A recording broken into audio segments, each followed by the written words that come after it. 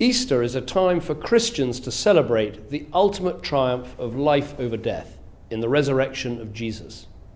And for all of us, it's a time to reflect on the part that Christianity plays in our national life. The church is not just a collection of beautiful old buildings, it's a living, active force doing great works right across our country.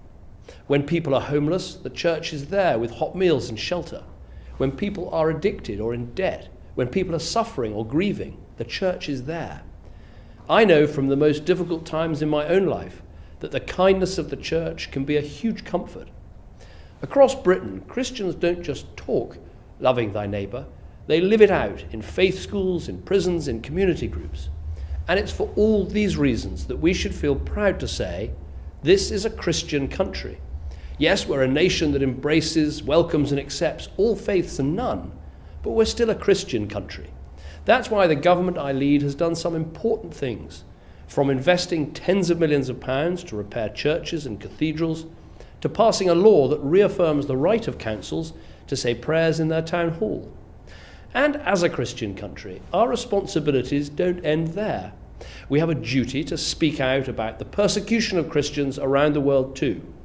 It is truly shocking that in 2015 there are still Christians being threatened, tortured, even killed because of their faith, from Egypt to Nigeria, Libya to North Korea.